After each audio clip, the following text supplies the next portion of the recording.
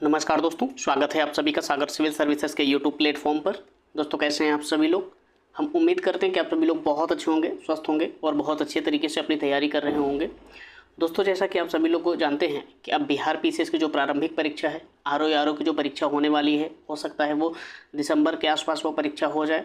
और उत्तर प्रदेश पीसीएस या किसी अन्य राज्य की जो पीसीएस की परीक्षाएँ हैं, उनमें जो घटना चक्र के जो सीरीज़ है वो कितनी ज़्यादा इम्पोर्टेंट है, आप विगत वर्षों के प्रश्न पत्रों को हल करके देख सकते हैं। कई बार बहुत सारे सवाल सीधे रिपीट हो जाते हैं और कई बार उनके एक्सप्लेनेशन से सवाल बनाए जाते हैं। तो दोस्तों इसी संदर्भ में हमने भूगोल विषय की एक ये घटना चक्र की जो पूर्वावलोकन की सीरीज़ है, इसको आपके समक्ष डिस्कस कर रहे हैं। इसमें हम सिर्फ ना किताब को डिस्कस कर रहे हैं, इसमें उस विषय वस्तु को समझाने की कोशिश कर रहे हैं और कुछ अन्य कंटेंट जो आपके लिए ज़रूरी है उस टॉपिक से संबंधित हम उसको भी डिस्कस कर रहे हैं।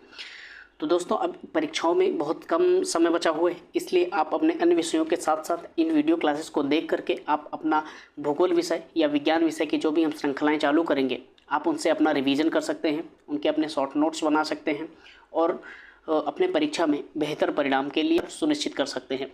ठीक है दोस्तों, चलिए आज की शुरुआत करते हैं इसकी बिना किसी देरी के। दोस्तों आज हम इसमें जो है वो इसके पहले पार्ट को कवर कर चुके थे, जिसमें हम भारत के सामान्य परिचय से संदर्भ में सारी बातें कर चुके थे। और उसके बाद आज हम बात करेंगे भारत के जो अक्षांशीय विस्तार है और मानक समय है, यहाँ तक की चीज़ों को हम कोशिश करेंगे कि कवर हो जाए। और ये कर्क रेखा और अक्षांशीय विस्तार ये दोनों को कवर करेंगे और कोशिश करेंगे कि मानक समय रेखा तक की चीज़ों को भी कवर कर जाएँ, जिसमें देशांतरी विस्तार को भी देखा गया है। ठीक है, आइए शुरुआत करते हैं इसकी बिना किसी देरी के। अक्षांशीय विस्तार को आज हम देखेंगे। चलिए शुरुआत करते हैं। भूपृष्ठ पर विषुवत रेखा से उत्तर या दक्षिण की दिशा में स्थित किसी बिंदु की पृथ्वी के केंद्र से मापी गई कोणीय दूरी जो होती है उसे अक्षांश कहा जाता है। अब ये क्या कहना चाह रहा है आपको मैं समझा देता हूँ थोड़ा सा। जैसे ये पृथ्वी को मान लिया गया है, उस पर एक ये विषुवत रेखा खींच दी गई है। ठीक है, इससे उत्तर या दक्षिण यानी कि इस साइड या इस साइड, उत्तर या दक्षिण किसी भी बिंदु पर पृथ्वी के केंद्र से मापी गई कोणीय दूरी को अक्षांश कहा जाता है। अगर हम इस विषुवत रेखा पर एक बिंदु ले लें जो पृथ्वी का केंद्र मान लें, विषुवत रेखा पर पृथ्वी का केंद्र मान लें, तो इस बिंदु से जब हम पृथ्वी के किसी अन्य क्षेत्र में जब हम उत्तर या दक्षिण कोई कोणीय दूरी मापते हैं, जैसे हम यहाँ पर मान लिए कितने डिग्री, 5 डिग्री मान लिए, और यहाँ पर मान लिए कितने 45 डिग्री मान लिए। ठीक है, इसी तरह नीचे 10 डिग्री मान लिए, इधर कितना मान लिए 30 डिग्री मान लिए। इसी तरह जब हम इनको मिला देते हैं ऐसे, तो आप देख पा रहे होंगे कि इनके बीच की ये कोणीय क्षेत्र बन रहा है, ये कोणीय क्षेत्र बन रहा है ना। इसी तरह दक्षिण में भी ऐसा ही हो रहा है। तो हम इनके कोणीय दूरी को इस तरह से मिला देते हैं। ठीक है, पूरी पृथ्वी को कोणीय दूरी में माप लेते हैं 1-1 डिग्री के एंगल पे, और उसके बाद हम समान जो कोणीय दूरी है उनको अगर मिला देते हैं, जैसे 5 डिग्री के कोणीय दूरी को 5 डिग्री से मिला दिया, 45 डिग्री को 45 डिग्री से मिला लिया, तो ये एक अक्षांश रेखाएं बन जाती हैं। क्योंकि आप सभी को पता है जब हम दो बिंदुओं को मिलाते हैं, दो बिंदुओं को मिलाने वाली सीधी रेखा जो होती है उसे हम रेखा की परिभाषा के रूप में देखते हैं। इसीलिए ये विषुवत रेखा के समानांतर और अक्षांश रेखाओं की कल्पना कर रहे हैं, तो ये उस डिग्री की अक्षांश रेखा कहलाती है। ठीक है, चलिए आगे देखते हैं। इसका मतलब ये था, अक्षांश रेखाएं वे काल्पनिक रेखाएं होती हैं जो पृथ्वी के चारों ओर पूर्व से पश्चिम दिशा में विषुवत रेखा के समानांतर खींची जाती हैं। अभी हमने आपको जो बताया था ये विषुवत रेखा है, इसके ये सारी रेखाएं समांतर हैं, आप देख पा रहे होंगे।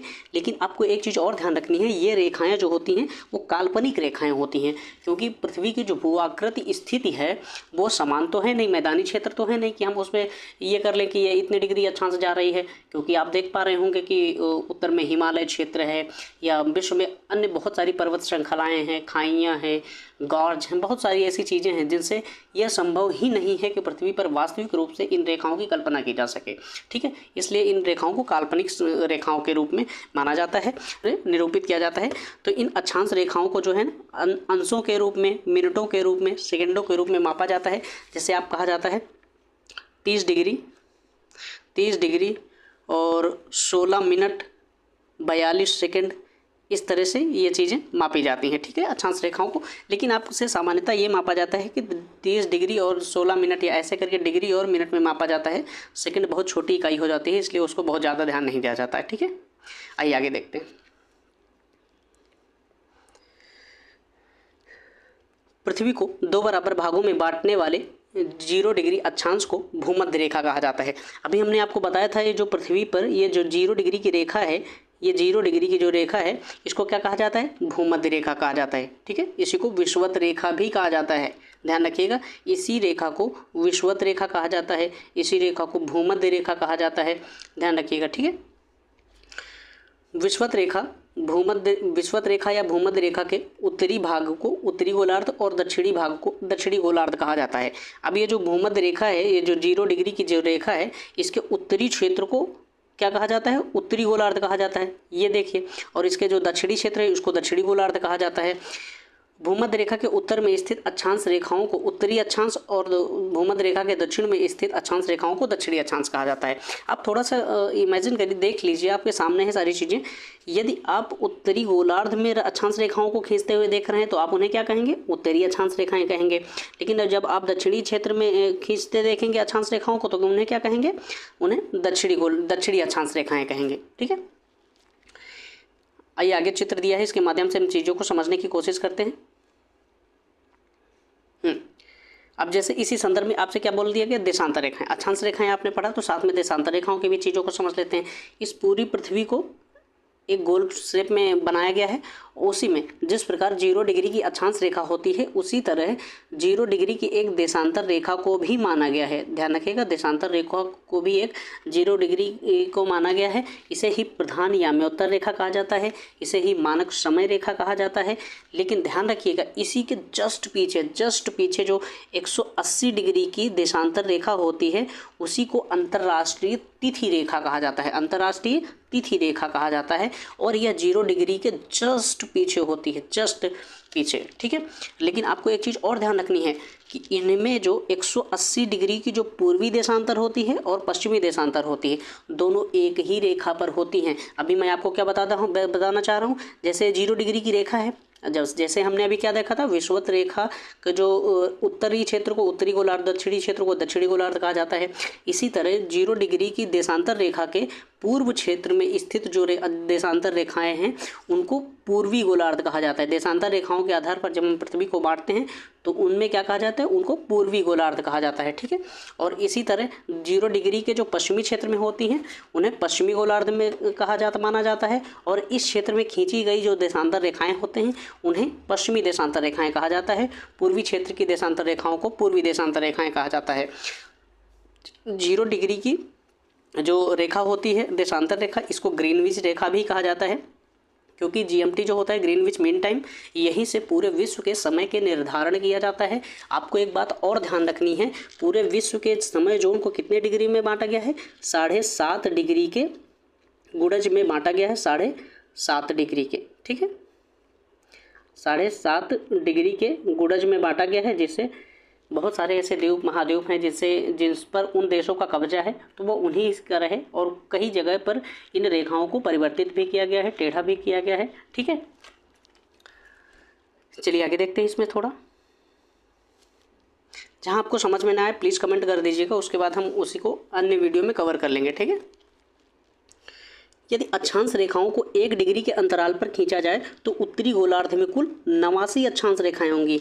ध्यान रखिएगा, अब थोड़ा सा ध्यान रखिएगा, यहाँ कन्फ्यूजन की स्थिति क्रिएट ना हो। जैसे 0 डिग्री की जो देशांतर रेखा होती है, 0 डिग्री की ये, ठीक है, इसके ऊपर जो बहुत सारी अक्षांश रेखाएं होती हैं, आप यहाँ पर देख पाते होंगे। सबसे ऊपरी अक्षांश कौन सा होता है? 90 डिग्री का अक्षांश होता है, 90 डिग्री का। और सबसे दक्षिणी अक्षांश कौन सा होता है? ये 90 डिग्री दक्षिणी अक्षांश होता है।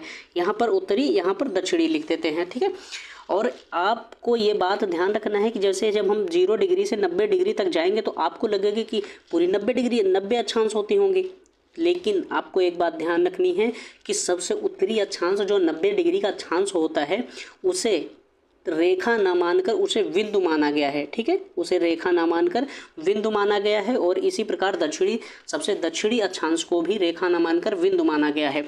इसीलिए जब 0 डिग्री से 90 डिग्री अक्षांश रेखाओं के बीच हम गति करते हैं 1 डिग्री के अंतराल पर, तो कुल अक्षांश रेखाओं की संख्या कितनी हो जाती है? ये हो जाती है 89। ठीक है, इसी प्रकार 89 कितनी हो जाएगी? दक्षिण में भी हो जाएगी। ठीक है, 89 ऊपर हो गई, 89 दक्षिण में हो गई, और ये हो गई 0 डिग्री की विषुवत रेखा। तो अब कुल कितनी हो गई, अब हो जाएंगी कुल कितनी 179। ध्यान रखिएगा, ये 89 उत्तरी गोलार्ध की, ये 89 दक्षिणी गोलार्ध की, और ये एक जो है ये विषुवत रेखा की हो गई। ठीक है, अब कुल अक्षांश रेखाओं की संख्या क्या हो गई, ये हो गई है 179। ठीक है, 179। इस प्रकार विषुवत रेखा को लेकर उत्तरी अक्षांश रेखाओं की कुल संख्या कितनी हो गई 179, यानी कि 89, 89 और 1। ठीक है, किसी दो समानांतर रेखाओं के मध्य की जो दूरी होती है वो 111 किलोमीटर होती है। आपने ये देखा है कि ये जो अक्षांश रेखाएं हैं इनके एक अक्षांश से दूसरे अक्षांश के मध्य की जो दूरी होती है वो कितनी होती है, वो 111 किलोमीटर की होती है। ध्यान रखिएगा, 111 किलोमीटर की, बहुत इंपॉर्टेंट फैक्ट है ये। भूपृष्ठ पर उत्तरी ध्रुव एवं दक्षिणी ध्रुव को मिलाने वाली काल्पनिक रेखा जो पृथ्वी को 2 बराबर भागों में बांटती हैं, तो उन्हें क्या कहा जाता है, प्रधान याम्योत्तर रेखा या ग्रीनविच मीन टाइम रेखा कहा जाता है। आप यहाँ पर थोड़ा सा समझने की कोशिश करिए।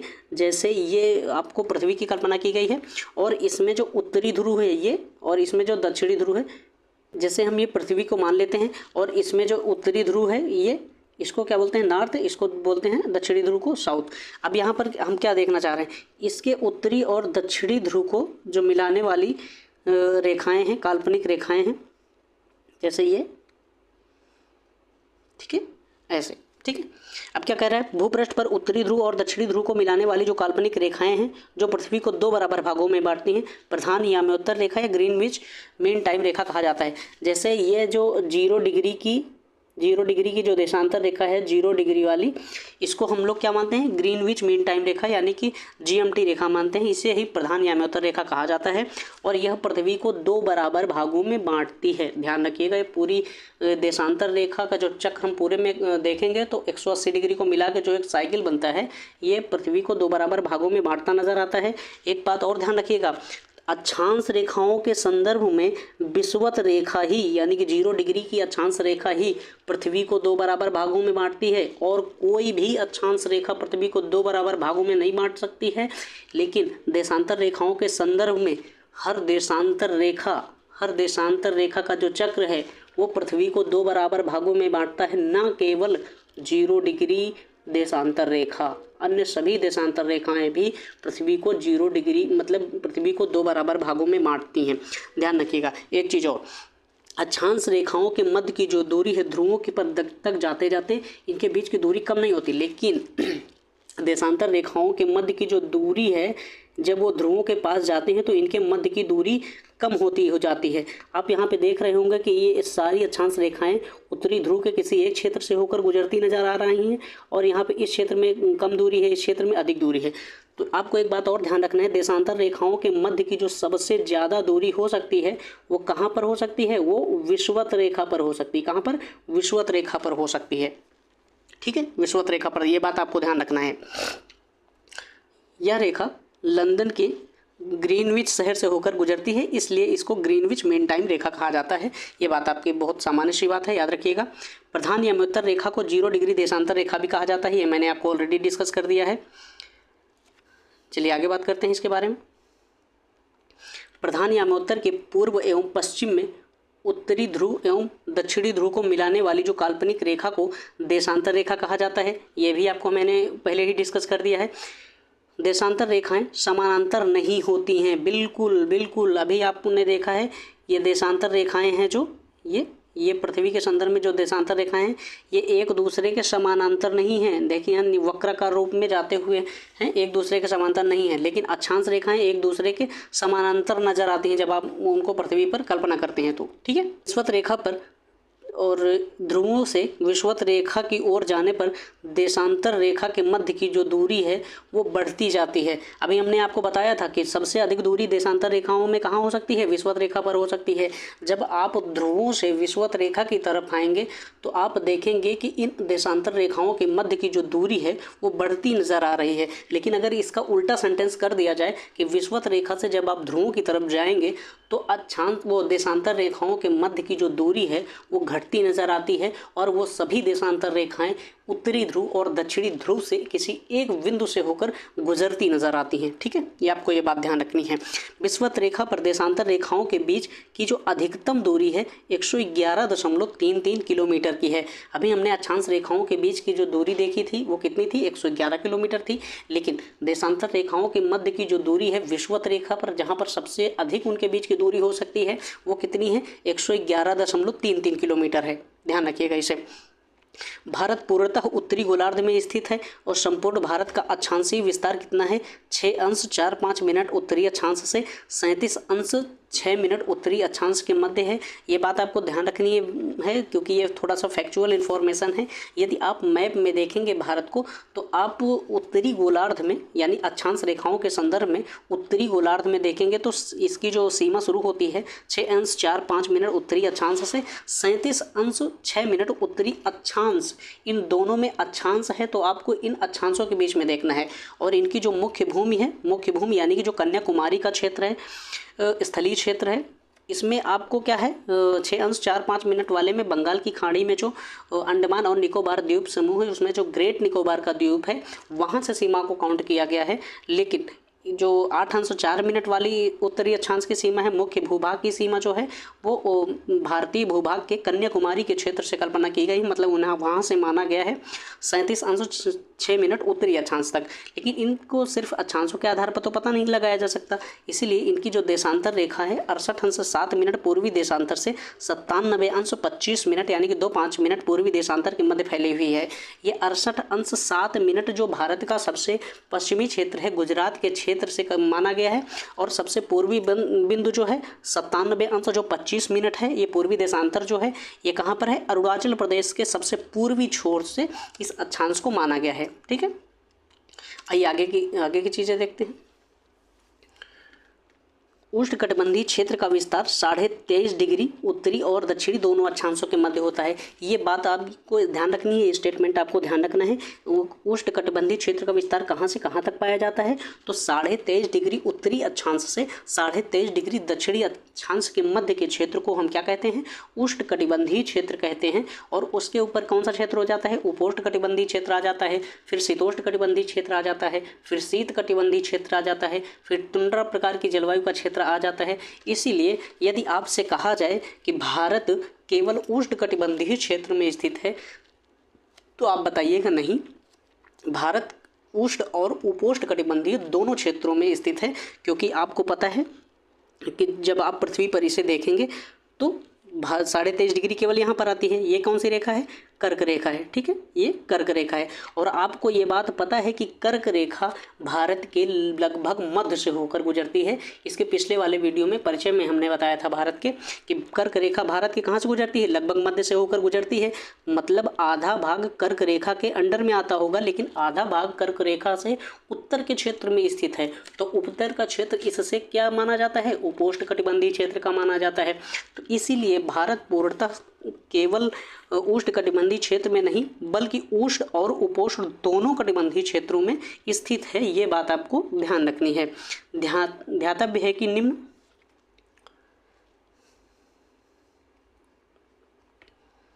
अक्षांश 0 डिग्री से उच्च अक्षांश 90 डिग्री की ओर जाने पर दिन और रात की अवधि में अंतर आने लगता है।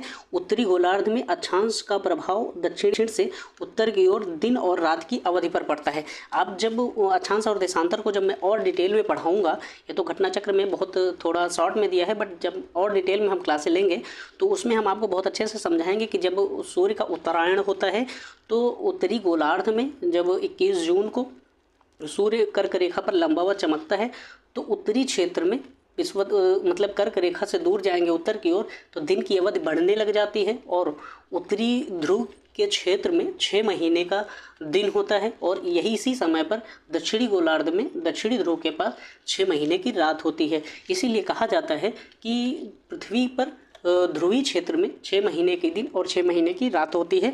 वो सारी चीज़ें हम और डिटेल में कवर करेंगे, लेकिन आइए सबसे पहले इसके सवालों को भी देख लेते हैं तुरंत, है ना। क्योंकि थ्योरी पढ़ने के बाद सवाल जब तुरंत पढ़ते हैं तो हमारी चीज़ें और क्लियर हो जाती हैं जल्दी से। भारत विस्तृत है, भारत विस्तृत है। अभी हमने आपको क्या बताया था, यदि अक्षांश की बात करें तो अक्षांश के बारे में आपको उत्तर देना है, यदि देशांतर की बात करें तो आपको देशांतर के संदर्भ में उत्तर देना है। ये उत्तरी और दक्षिणी की बात कर रहा है, तो यानी कि ये अक्षांशों के बारे में पूछ रहा है। अक्षांशों के बारे में हमने आपको क्या बताया था, 8 अंश, कितना 8 अंश 4 मिनट से 37 अंश 6 मिनट उत्तरी देशांतर के मध्य स्थित है। लेकिन जब आप देखेंगे तो इसमें क्या बता रहा है, 8 अंश 4 मिनट। अगर हम इसको थोड़ा सा काउंट करें कि 8 अंश 4 मिनट, लेकिन ये क्या बता रहा है, दक्षिणी। ये दक्षिणी नहीं है, ये उत्तरी है, ठीक है। इसी तरह 8 अंश 6 मिनट वाला भी ये दक्षिणी है, ये भी गलत है। 8 अंश 28 मिनट वाला है, ये उत्तरी माना गया है, लेकिन 8 अंश 4 मिनट से 37 अंश 6 मिनट तक की चीज़ें हैं। तो इनमें से कोई भी उत्तर सही नहीं है, इसलिए आपका क्या उत्तर आएगा, उपर्युक्त में से कोई नहीं। भारत की मुख्य भूमि का विस्तार उत्तरी पूर्वी गोलार्ध में 8 अंश 4 मिनट से 37 अंश 6 मिनट उत्तरी अक्षांशों तथा 68 अंश 7 मिनट से 97 अंश 25 मिनट पूर्वी देशांतर के मध्य स्थित है। कर्क रेखा भारत के लगभग बीचों बीच से होकर गुजरती है। ये बात आपको हमने पहले ही वीडियो में बता दिया था, ठीक है। यह देशांतरी विस्तार की बात की गई है। यदि अभी यहाँ पर जो अक्षांश रेखा के बारे में पूछा गया था सवाल, अगर देशांतर रेखा के बारे में पूछा जाए तो आपको इस डाटा के साथ जाना होगा और तुलना करनी होगी उन ऑप्शंस में कहाँ पे ये डाटा मैच करता है, ठीक है। अगला सवाल देखते हैं। सिक्किम से गुजरने वाला अक्षांश निम्नलिखित में से किस एक से भी गुजरेगा? तो कौन सा और कहाँ से गुजरेगा? राजस्थान, पंजाब, हिमाचल प्रदेश और जम्मू कश्मीर। आपको पता है कि जब जो अक्षांश सिक्किम से गुजर रहा होगा वही अक्षांश किसी एक अन्य स्टेट से भी गुजरेगा। तो जम्मू कश्मीर से तो नहीं गुजरेगा क्योंकि जम्मू कश्मीर की स्थिति बहुत ऊपर है, ठीक है। और पंजाब से भी नहीं गुजरेगा क्योंकि पंजाब भी अक्षांशीय विस्तार की दृष्टि से सिक्किम से काफ़ी ऊपर है। हिमाचल प्रदेश की भी स्थिति वही है लगभग। लेकिन ध्यान रखिएगा, जो सिक्किम की अक्षांश है वो अक्षांश कहाँ से गुजरती है? वो अक्षांश गुजरती है राजस्थान से। लेकिन आपको लगेगा कि सिक्किम में इतनी ठंडी पड़ती है, राजस्थान में इतनी गर्मी पड़ती है, लेकिन ये सिर्फ ऊंचाई वाला मामला है। इनकी उच्चावचीय विशेषताएं जो हैं थोड़ा अलग हैं, लेकिन इनकी जो अक्षांश रेखाएं हैं वो बिल्कुल सेम है, ठीक है। अच्छा, वही अक्षांश राजस्थान से भी गुजरती है, वही अक्षांश सिक्किम से भी गुजरती है, तो ध्यान रखिएगा इसे। आइए आगे के सवाल को देखते हैं।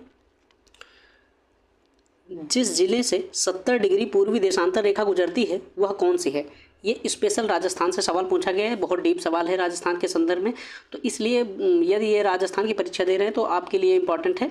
लेकिन अगर किसी अन्य राज्य की परीक्षा दे रहे हैं तो इतना ज़्यादा इम्पॉर्टेंट नहीं, क्योंकि वो स्पेशल किसी क्षेत्र से पूछा गया सवाल है ना।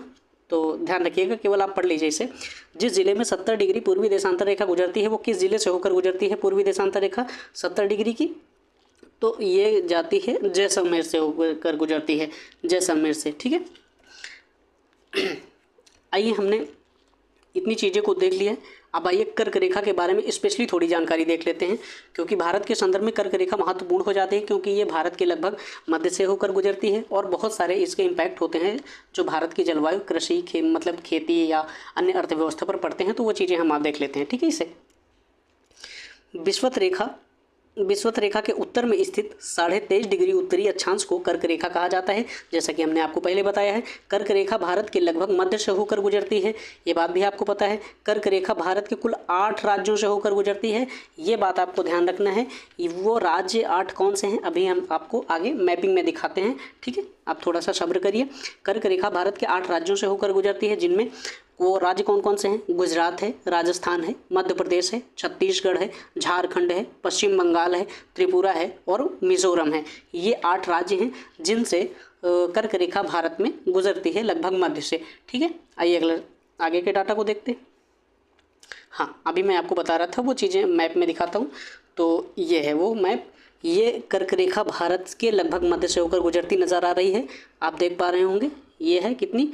23.5 डिग्री उत्तरी अक्षांश। ध्यान रखिएगा, ये 23.5 डिग्री उत्तरी अक्षांश है, दक्षिणी अक्षांश नहीं है, बिल्कुल ध्यान रखिएगा ये चीज़, ठीक है।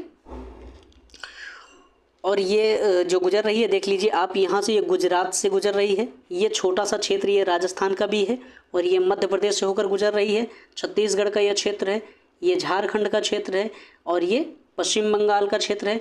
लेकिन आपको एक बात और ध्यान रखनी है, ये उड़ीसा से होकर उड़ीसा से होकर नहीं गुजरती है। कई बार आपको कन्फ्यूजन की स्थिति हो सकती है, उड़ीसा से भी होकर गुजरती होगी क्योंकि उसी के पास में स्थित है, तो नहीं, वहाँ से नहीं गुजरती है। ये झारखंड के बाद सीधे पश्चिम बंगाल, फिर उसके बाद ये त्रिपुरा होते हुए, त्रिपुरा का क्षेत्र है, और उसके बाद ये सीधा मिजोरम से होते हुए निकल जाती है। आप गणना कर लीजिए, 3, 3, 6, 2, 8, ये वो 8 राज्य हैं जिनसे भारत में कर्क रेखा गुजरती है। और राज्य कौन कौन से हैं याद कर लीजिएगा, यहीं पर रट लीजिएगा बार बार। गुजरात हो गया, राजस्थान हो गया, मध्य प्रदेश हो गया, छत्तीसगढ़ हो गया, झारखंड हो गया, पश्चिम बंगाल हो गया, त्रिपुरा हो गया, और कौन सा हो गया, मिजोरम, ध्यान रखिएगा। चलिए आगे की चीज़ें देखते हैं। सूर्य के उत्तरायण भूमध्य रेखा के उत्तर की ओर, ध्यान रखिएगा, सूर्य के उत्तरायण में भूमध्य रेखा के उत्तर की ओर होने के बाद ही उत्तरी गोलार्ध में दिनों की अवधि बढ़ती जाती है। ये अभी अपने आपको बताया था ये चीज़ें।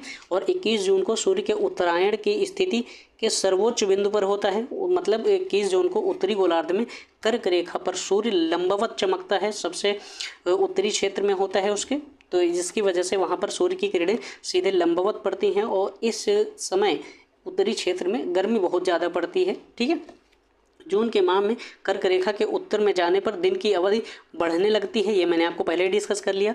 और माही नदी जो है ना, वो कर्क रेखा को 2 बार पार करती है। अभी आपको ये मैप में मैंने दिखाया था ये चीज़ें, जैसे यहाँ से माही नदी निकलती है, यहाँ से माही नदी निकलती है, और ऐसे घूमते हुए ये यहाँ पर फिर गिर जाती है यहाँ पे इसमें। ठीक है, मतलब कर्क रेखा को पार करते हुए उसके बाद ये खंबात की खाड़ी में गिर जाती है, ऐसे करके। ठीक है, ये चीज़ आपको ध्यान रखना, इसलिए देख लिए कि यहाँ पे काट रही है कि यहाँ पे काट रही है। 2 बार माही नदी कर्क रेखा भारत में काटती है। ऐसे ही विश्व में कई सारी ऐसी नदियाँ हैं जो कर्क रेखा, मकर रेखा और विषुवत रेखा को कई बार काटती हैं, तो वो चीज़ें आप ध्यान रखिएगा। ठीक है, इसको तो हमने देख लिया।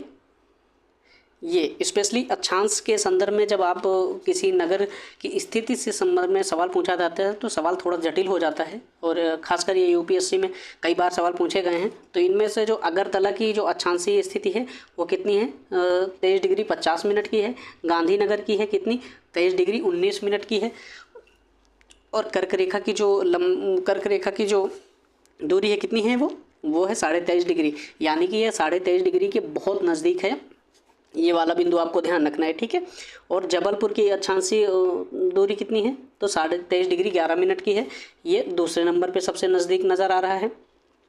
फिर उज्जैन है 23 डिग्री 9 मिनट की, 09 मिनट की। फिर कलकत्ता है 22 डिग्री 30 मिनट की। नागपुर है 21 डिग्री 09 मिनट की। अहमदाबाद है 23 डिग्री 02 मिनट की। वाराणसी है, ध्यान रखिएगा, उत्तर प्रदेश के संदर्भ में 25 डिग्री 18 मिनट की। भोपाल में 23 डिग्री 25 मिनट की।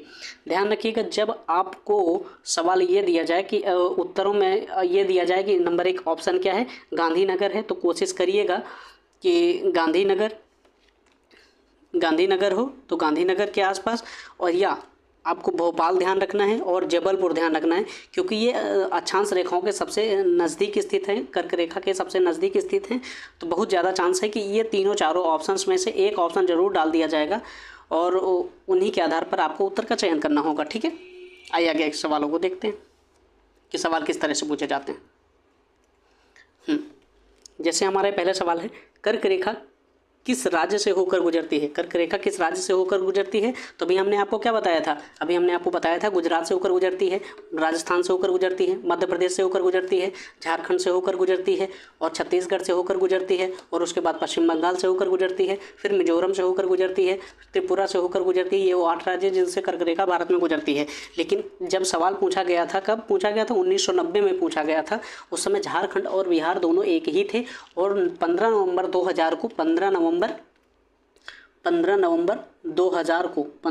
2000 को बिहार से अलग करके झारखंड को अलग कर दिया गया है। तब अगर अब सवाल पूछा जाए तो बिहार में ऑप्शन दिया जाए तो आप बिहार नहीं मारेंगे, झारखंड अगर ऑप्शन दिया गया है तो आप झारखंड के साथ जाएंगे, ऑप्शन के साथ, वो उत्तर आपका सही माना जाएगा। ठीक है, चलिए अगला सवाल देखते हैं।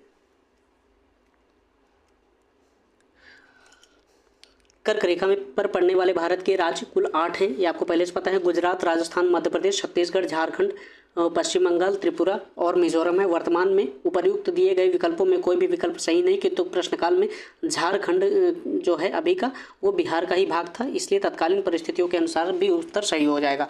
आपको हमने पहले जो बात डिस्कस कर लिया था। कर्क रेखा निम्नलिखित में से किन राज्यों से होकर गुजरती है? अब आप बताइए किन से होकर गुजरती है, कहाँ से गुजरती है? गुजरात से होकर गुजरती है, बिल्कुल। छत्तीसगढ़ से होकर गुजरती है, बिल्कुल। झारखंड से होकर गुजरती है, जी बिल्कुल गुजरती है। लेकिन उत्तर प्रदेश से नहीं गुजरती है। ध्यान रखिएगा, उत्तर प्रदेश से कौन सी रेखा गुजरती है? 82.5 डिग्री देशांतर गुजरती है, जो भारत में समय के निर्धारक की जो रेखा है। तो आपके ऑप्शन कौन हो जाएंगे? 1, 2 और 4 किसमें है ऑप्शन? 1, 2 और 4, ये ऑप्शन सही हो जाएगा आपका। ठीक है, कर्क रेखा गुजरती है, कहाँ से होकर गुजरती है? बिल्कुल मध्य प्रदेश से होकर गुजरती है, हाँ बिल्कुल। त्रिपुरा से गुजरती है, जी बिल्कुल। मिजोरम से गुजरती है, बिल्कुल। इनमें से सभी उत्तर सही हो जाएगा आपका। आप देख पा रहे हो कि सवाल किस तरह से रिपीट हो रहे हैं, इसलिए मैं आपको ये श्रृंखला करवा रहा हूँ, जिससे आपकी जो रिपीट होने वाले सवाल हैं वो चीज़ें कम से कम आपकी गलत ना हो। ठीक है, भारत में कितने प्रदेशों से होकर कर्क रेखा गुजरती है? इतना सरल सवाल पूछ लिया गया, बताइए कितना? 8 से होकर गुजरती है। अगला सवाल देख लेते हैं। भारत का एक राज्य जिससे होकर कर्क रेखा गुजरती है, बार बार वही सवाल रिपीट हो रहा है, ध्यान रखिएगा। कश्मीर से होकर गुजरती है? नहीं, बिल्कुल नहीं गुजरती। हिमाचल प्रदेश से नहीं गुजरती है। बिहार से होकर नहीं गुजरती है, क्योंकि बिहार की जगह अब क्या ऑप्शन दिया जाएगा? अब झारखंड ऑप्शन दिया जाएगा, तो यहाँ से चीज़ें वो कर्क रेखा गुजरती है। ठीक है, अगला सवाल देखते हैं। निम्नलिखित में से किस राज्य से कर्क रेखा नहीं गुजरती है? ध्यान रखिएगा, आपकी नहीं पूछ लिया गया है, तो किससे होकर नहीं गुजरती है? तो त्रिपुरा से तो होकर गुजरती है, सबको पता है। छत्तीसगढ़ से भी गुजरती है, मिजोरम से भी गुजरती है, लेकिन मणिपुर से नहीं गुजरती है। बिल्कुल सही ऑप्शन आपका। ठीक है, आइए आगे के सवाल को देखते हैं। निम्नांकित नगरों में से कर्क रेखा से निकटतम की दूरी पर अवस्थित हैं, ये वो सवाल है। यूपीपीसीएस में 1999 में, 2002 में और 2010 में ये चीज़ें पूछी गई हैं, तो इस सवाल को थोड़ा सा आपको गौर से ध्यान रखना है। ठीक है, कर्क रेखा के निकटतम दूरी पर, यानी कि अक्षांश रेखाओं से इनके निकटतम दूरी दी गई है, और उसमें से आपको बताना है कौन सा सबसे नज़दीक स्थित है। तो आपने गांधीनगर का ऑप्शन में देखा था अभी पहले, आप एक बार फिर से वीडियो को पॉज करके पीछे जाइए, उसका स्क्रीनशॉट लीजिए या उसके डाटा को आप नोट कर लीजिए और उसे बार बार याद कर लीजिएगा। ठीक है, इनमें से वो ऑप्शन आपको दे ही देगा, तो यहाँ पर कौन सा ऑप्शन सही हो जाएगा आपका? गांधीनगर। ठीक है, इनका जो अक्षांशीय विस्तार है वो देख लेते हैं। अगरतला का अक्षांशीय विस्तार कितना है? ये 23 डिग्री 50 मिनट का है। इसमें अंतर कितना है कि -20 मिनट का है। गांधीनगर में 23 डिग्री 19 मिनट का, इसमें प्लस 11 मिनट का अंतर है। जबलपुर में 23 डिग्री 11 मिनट, इसमें प्लस 19 मिनट का अंतर है। उज्जैन 23 डिग्री और 09 मिनट, इसमें 21 डिग्री का अंतर है। आपको ये ध्यान रखना है, कर्क रेखा के जब सबसे नज़दीक पूछा जाए तो जिनमें अंतर सबसे कम होगा वही रेखा उस रेखा के सबसे नज़दीक आएगी। तो इसमें गांधीनगर वाले में क्या है? अंतर सबसे कम है। ठीक है, तो ये कर्क रेखा के सबसे नज़दीक स्थित होगी। दूरी के अनुसार उपर्युक्त में कर्क रेखा के सबसे कम अक्षांशीय अंतर किसका है? गांधीनगर का है, अतः गांधीनगर कर्क रेखा के सर्वाधिक निकटतम स्थित होगा। ठीक है, आइए अगला सवाल देखते हैं। निम्नलिखित नगरों में से कौन सा कर्क रेखा के निकटतम अवस्थित है? कौन सा स्थित है? इसमें ऑप्शन के अनुसार कोलकाता स्थित होगा। ठीक है, और इसमें दिल्ली का जो है 28 डिग्री 25 मिनट से 28 डिग्री 53 मिनट उत्तर के क्षेत्र में है। कोलकाता 22 डिग्री 30 मिनट, ये देख लीजिए आप, 23.5 डिग्री के बिल्कुल करीब है, ये बिल्कुल करीब है, तो इसलिए इसका उत्तर क्या माना गया है? कोलकाता माना गया है। और जोधपुर का जो है अक्षांशीय विस्तार कितना है? 26 डिग्री से 27 डिग्री 37 मिनट। नागपुर का 21 डिग्री 09 मिनट, यानी कि सबसे नज़दीक कौन है? सबसे नज़दीक तो है ये कोलकाता, फिर उसके बाद क्या है? नागपुर, उत्तर के अनुसार। तो कर्क रेखा ट्रॉपिक ऑफ कैंसर का वास्तविक अक्षांश विषुवत रेखा के उत्तर में 23.5 डिग्री का है, अतः उपर्युक्त में से कर्क रेखा के निकटतम नगर कौन सा है? कोलकाता है, ध्यान रखिएगा इसे। अगला सवाल देखते हैं। कौन सा महत्वपूर्ण अक्षांश भारत को 2 लगभग बराबर भागों में बांटता है? तो कौन सा अक्षांश बांटता है? आपको हम उतनी देर से बता रहे थे, कौन सा? तो 23.5 डिग्री उत्तरी अक्षांश, इसे ही हम क्या बोलते हैं? कर्क रेखा बोलते हैं। लेकिन अगर आप सवाल इसमें टिक ए मार देंगे ना, तो 23.5 डिग्री दक्षिणी अक्षांश, तो आप मकर रेखा पर चले जाएंगे। मकर रेखा तो भारत से गुजरती ही नहीं है, तो भारत को 2 बराबर भागों में बांटेगी कैसे? तो ये चीज़ आपको ध्यान रखना है, 23.5 डिग्री उत्तरी अक्षांश गुजरती है, तो उत्तरी अक्षांश आप मारेंगे। ठीक है, इसे कर्क रेखा भी कहा जाता है। अगला सवाल देख लेते हैं। निम्नलिखित में से कौन सा भारतीय राज्य कर्क रेखा के उत्तर में स्थित है? कर्क रेखा भारत के मतलब कौन सा राज्य ऐसा है जो कर्क रेखा के उत्तर में स्थित है? आपको पता है जिन राज्यों को भी हमने आपको बताया था वो 8 राज्य जिनसे कर्क रेखा होकर गुजरती है, वो जहाँ से होकर गुजरती है वो तो उस क्षेत्र के अंडर में आ जाएंगे, यानी कि वहाँ से गुजरती है तो वो चीज़ तो उत्तर में रहेगी ही नहीं, क्योंकि वो चीज़ उससे टच करती नजर आएगी। तो झारखंड से कर्क रेखा होकर गुजरती है, जी बिल्कुल गुजरती है। मणिपुर से होकर गुजरती है, इसको छोड़ देते हैं थोड़ी देर के लिए, अभी फिर देखेंगे मणिपुर का सा ऑप्शन, ठीक है। लेकिन आप ये देखिए फिर से, मिजोरम से होकर गुजरती है, बिल्कुल गुजरती है। त्रिपुरा से होकर गुजरती है, बिल्कुल गुजरती है। जब इन तीनों से गुजरती है तो एक ही ऑप्शन बचा है क्या? मणिपुर। मणिपुर से कर्क रेखा होकर नहीं गुजरती है, ये इसके उत्तरी क्षेत्र में है, इसलिए यहाँ से होकर नहीं गुजरती है, इसलिए इसका ऑप्शन क्या हो जाएगा? मणिपुर वाला ऑप्शन हो जाएगा, इसका बी ऑप्शन मणिपुर। मणिपुर कर्क रेखा के उत्तर में अवस्थित है। आइए अगला सवाल देखते हैं। जून माह में निम्नलिखित स्थानों में कहां पर दिन की अवधि अधिकतम होगी? दिन की अवधि कहां पर अधिकतम होगी? क्या हो जाएगा? दिल्ली हो जाएगा, दिल्ली। अभी हमने आपको बताया था कि जब सूर्य के उत्तरायण के समय भूमध्य रेखा से उत्तर की ओर जाने के बाद से ही उत्तरी गोलार्ध में दिनों की अवधि क्या होती है? बढ़ने लगती है। 21 जून को सूर्य उत्तरायण की स्थिति में सर्वोच्च बिंदु पर होता है, यानी कि किस पर? कर्क रेखा पर लंबवत चमकता है, ठीक है। इस माह में कर्क रेखा से उत्तर की ओर जाने पर दिन की अवधि बढ़ने लगती है। दिल्ली की अवस्थिति उपर्युक्त विकल्पों में सबसे उत्तर है, ध्यान रखिएगा, दिल्ली सबसे उत्तर है, ये सभी को पता है। फिर उसके बाद क्या आता है? फिर भोपाल आता है, फिर हैदराबाद आता है, फिर चेन्नई आता है, लेकिन दिल्ली सबसे ऊपर है, इसलिए यहाँ पर दिन की अवधि क्या होगी? सबसे अधिकतम होगी, ठीक है। आइए अगला सवाल देखते हैं। निम्नलिखित में से कौन सा शहर कर्क रेखा के निकटस्थ स्थित है? तो कौन सा है? जबलपुर। ये स्पेशल यूपी मेंस का सवाल है, ठीक है। जबलपुर, अहमदाबाद, वाराणसी और उज्जैन जो है, इनसे सवाल ऑप्शन दिए गए हैं। तो आपको ध्यान रखना है आगे के वो 3-4 ऑप्शन जो मैंने बताए थे, गांधीनगर हो गया और भोपाल हो गया, जबलपुर हो गया और कोलकाता हो गया, इनमें से एक ऑप्शन आपके पास ज़रूर दे दिया जाता है उनमें, जिनसे आपको थोड़ा चयन करने में आसानी हो जाए। तो इसका सही उत्तर क्या हो जाएगा? जबलपुर हो जाएगा। जबलपुर का अक्षांशीय विस्तार कितना है? तो ये है 23 डिग्री 11 मिनट, ठीक है। अहमदाबाद का 23 डिग्री 02 मिनट का है। उज्जैन का है 23 डिग्री 09 मिनट का है, ठीक है। और उसके बाद वाराणसी का कितना है? वाराणसी का 25 डिग्री 18 मिनट है। उपर्युक्त शहरों में अक्षांशीय स्थिति के अनुसार कर्क रेखा के सर्वाधिक निकट शहर जो होगा वो जबलपुर होगा, क्योंकि जबलपुर के अक्षांश और कर्क रेखा के मध्य जो अंतर है वो सबसे कम है, ध्यान रखिएगा, वो सबसे कम है, इसलिए इसका उत्तर कौन सा होगा? जबलपुर होगा। अगला सवाल देख लेते हैं। निम्नलिखित भारत की नदियों में से कौन सी कर्क रेखा को 2 बार काटती है? अभी हमने आपको कौन सी नदी बताया था? माही नदी बताया था। माही नदी कर्क रेखा को भारत में 2 बार काटती है। यह मध्य प्रदेश से उद्गमित होकर राजस्थान, गुजरात में प्रवाहित होते हुए खंभात की खाड़ी में जाकर गिर जाती है। अभी हमने आपको जो डिस्कस किया था उसी से सीधे सवाल पूछा गया है, ठीक है। दोस्तों हमने यहाँ तक की चीज़ों को डिस्कस कर लिया है कि आपको आने वाले वीडियो की सूचना समय रहते हुए मिल सके और आप सारी चीज़ों को बहुत जल्दी से कवर कर सकें और अपनी तैयारी को बेहतर कर सकें, ठीक है दोस्तों। नमस्कार, फिर मिलते हैं नेक्स्ट वीडियो में। तब तक के लिए अपना ख्याल रखिएगा, स्वस्थ रहिए और पढ़ते रहिए। धन्यवाद।